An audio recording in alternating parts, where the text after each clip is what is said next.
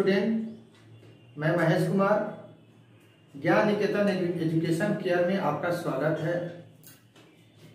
अब मैं चाचा नेक्स्ट वीडियो के बाद जो हम कुछ करने जा रहे हैं उसमें जो कुछ इम्पोर्टेंट जो डेट है उस डेट के बारे में आपको हम बताएंगे और उसको आप याद कुछ कर रखिएगा।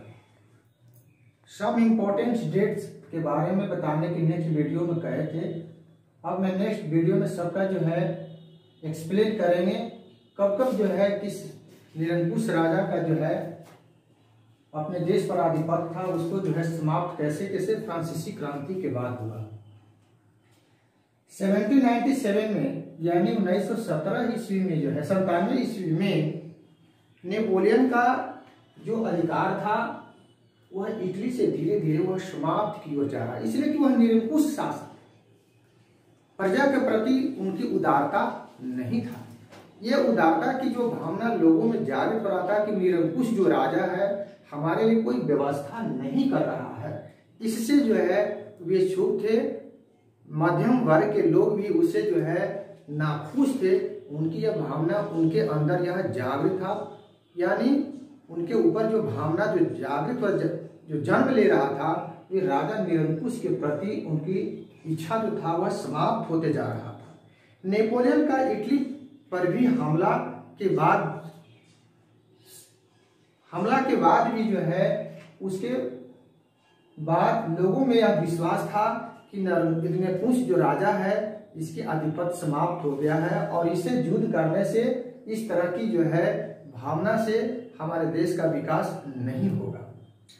1814 to 1815 में फेल ऑफ द नेपोलियन, यानी उसकी जो आधिपत्य था फ्रांस पर जो अधिकार था उसकी पूरी तरह से समाप्त हो गया और वियना की शांति में यह जो है एकीकरण की जो है भावना उनके प्रति जागृत होने का जो है पूरी तरह से समाप्त हो गया। प्रजा का जो है उनके ऊपर जो विश्वास था कि हमें कोई रोजगार देंगे, रोजगार के साथ साथ हमें जीने का जीविका का कोई साधन सृजित करेंगे, यह उन लोग राजा के प्रति नहीं था और राजा पर से विश्वास उन लोगों का समाप्त हो गया। 1921 में ग्रीक के स्ट्रगल के बाद इंडिपेंडेंस वे भी चाहते थे कि हमें भी हम स्वतंत्र हों, स्वतंत्र के निरंकुश जो राजा का पर जो हमें पर जो अधिकार है वह समाप्त हो जाए और यूनान में भी यही सोच था प्रजा के प्रति। राजा से अपने जो यही कहते थे कि ऐसे राजा की हमें आवश्यकता नहीं है और हमें जो है पूर्ण रूप से हम स्वतंत्र होना चाहते हैं। यह जो है आज़ादी हमें मिलना चाहिए और यह आज़ादी के साथ साथ हम अपना अधिकार स्थापित करेंगे। 1848 में रिवॉल्यूशन इन यूरोप, यह जो है यूरोप में यह फ्रांसीसी जो क्रांति था पूरी तरह से यूरोप में फैला हुआ था। सभी यूरोप जितने भी देश थे यूरोपीय कॉन्टिनेंट में सभी देशों में इस तरह की क्रांति था और लोगों के जो राष्ट्रवाद की जो भावना था, राष्ट्र के प्रति जो प्रेम था वह उनकी भावना यानी उनके अंदर से जो है बाहर नहीं हो रहा था। पूर्ण रूप से उन पर विश्वास था कि हम जो है देश में एक राजतंत्र की व्यवस्था को समाप्त कर लोकतंत्र की व्यवस्था एवं राजनीतिक व्यवस्था स्थापित करेंगे। 1859 से 1870 तक यूनिफिकेशन ऑफ इटली, यानी 1859 से 1870 तक इटली का एकीकरण हुआ। एकीकरण में जो है इटली चाहता था, वहां के लोगों में यह विश्वास था कि एकीकरण हो। सभी देशों में जिस तरह से फ्रांसीसी क्रांति के बाद लोगों में जो विचार उत्पन्न हुआ राष्ट्रवाद का और जिसका जो अंत हो रहा है हमारे देश इटली में भी एकीकरण होना चाहिए। नेक्स्ट जो है 1866 1871 है ना, यूनिफिकेशन ऑफ जर्मनी। जर्मनी में भी यह विश्वास था, जर्मनी के लोगों को भी पूर्ण रूप से यह विश्वास था कि हमें भी एकीकरण की आवश्यकता है। एकीकरण होने से लोकतंत्र की व्यवस्था होगा। लोकतंत्र में राजा का जो अधिकार है मेरे ऊपर जो शोषण करने का अधिकार वह समाप्त होगा और हम अपने प्रजा स्वतंत्र रूप से जिएंगे और स्वतंत्र रूप से जो है अपने देश के प्रति लोकतंत्र स्थापित कर एक न्यू भावना जो है न्यू राष्ट्र का, नए राष्ट्र का हम निर्माण करेंगे। न्यू राष्ट्र का जो निर्माण करने की जो सोच था, ये पूरे उन लोगों के जेहन में यानी जनमानस में पूरी तरह से जो है फैला हुआ था कि राजा की जो शक्ति को समाप्त किया जाए और समाप्त कर जनमानस का अधिकार दिया जाए।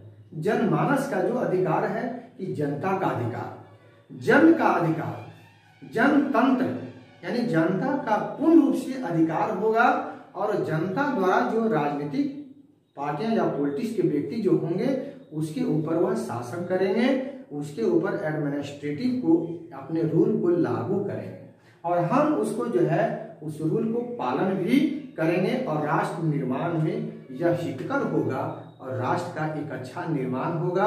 हम युद्ध से वंचित हो जाएंगे। ऐसी क्रांति की जो भावना है वह लोगों से के जेहन से समाप्त होगा और हम एक नए देश, अपने नए राष्ट्र का उदय करेंगे। नए राष्ट्र का उदय होगा और नए राष्ट्र का उदय के साथ साथ एक नई राह मिलेगा। हमें मजदूरों की स्थिति सही होगा।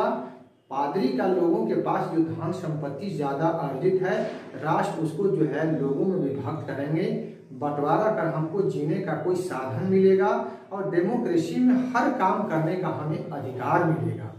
जो वर्ण व्यवस्था के साथ लोगों का क्षुद्र जाति जो अलग अलग भागों में जो बटे हुए थे, क्षुद्र के लोगों को भी जो है कोई अगला काम करने का जो अधिकार नहीं था, उससे भी उनको जो है एक नया अधिकार मिलेगा। इस तरह की भावना लोगों में था। यहाँ तक कि क्षुद्र की परछाइयों से लोग जो है बड़े कुलीन वर्ग या पादरी वर्ग उनसे जो है संपर्क करना नहीं चाहते थे कि नहीं, इस क्षुद्र है, नीच जाति के लोग हैं और नीच जाति के लोगों से जो है हमें दूर रहना है, इसलिए कि इसका नीच काम है। और लोकतंत्र में सबका अधिकार मिलता है, हर नागरिक का, ईच सिटीजन का जो है पूर्ण रूप से अधिकार हो जाता है कि हम अपना जो है जीने का, खाने का, हर तरह के नए ढंग से अपना व्यवस्था को स्थापित करेंगे, अपने रोजगार को सृजित करेंगे, किसी भी जगह पर जाकर अपना न्यू रोजगार स्थापित करेंगे। इस तरह की उन लोगों में यह भावना था। यानी जो है एकीकरण, इटली का एकीकरण, जर्मनी का एकीकरण, इससे जो है आसपास का जो पड़ोसी देश था, जर्मनी, फ्रांस, ब्रिटेन, स्कॉटलैंड और यूगोस्लाविया, वियना, ये सभी देशों में भी जो है लोकतंत्र की धीरे धीरे व्यवस्था स्थापित हो गया और लोकतंत्र की व्यवस्था स्थापित होने के साथ साथ लोगों का एक न्यू जो है एक नया रोजगार नया जीने का एक नया अधिकार हुआ। लोगों अपने आर्थिक स्थिति को जो है सुदृढ़ किए और इस तरह की भावना उन लोगों में जागृत हुआ।